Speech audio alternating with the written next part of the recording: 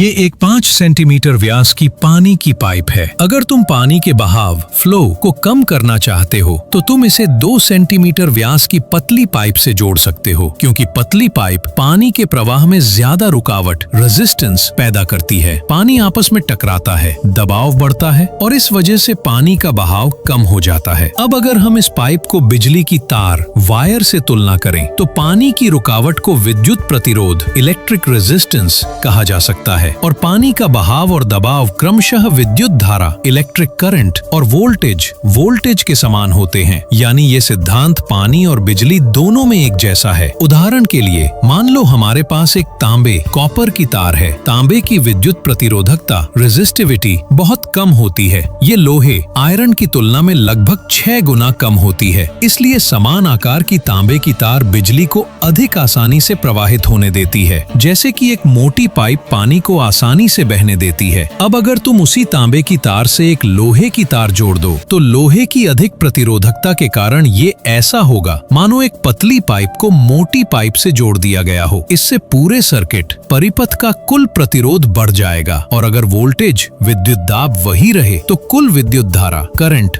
घट जाएगी। इसे और अच्छी तरह समझने के लिए एक छोटा प्रयोग किया जा सकता है। मान लो तुमने एक छोटे वॉट का बल्ब एक ज्यादा वॉट वाले सर्किट में जोड़ दिया। जैसे ही बिजली प्रवाहित होगी ज्यादा धारा छोटे बल्ब से गुजरेगी, जिससे वह फट एक्सप्लोड सकता है। लेकिन अगर तुम उसी सर्किट में एक अधिक प्रतिरोध वाली लोहे की तार जोड़ दो तो पूरा सर्किट का करंट कम हो जाएगा और छोटा बल्ब सामान्य रूप से चमकेगा। यही है विद्युत प्रतिरोध इलेक्ट्रिकल रेजिस्टेंस का सिद्धांत। इसे सही तरह से उपयोग करने के लिए तुम विभिन्न प्रतिरोधकता वाली सामग्रियों से उचित लंबाई की तारें काटकर उन्हें सर्पिल स्प्रिंग जैसी आकृति में मोड़ सकते हो और ऊपर से एक इंसुलेटिंग कोटिंग चढ़ा सकते हो और इस तरीके से तुमने रेजिस्टर का आविष्कार कर लिया।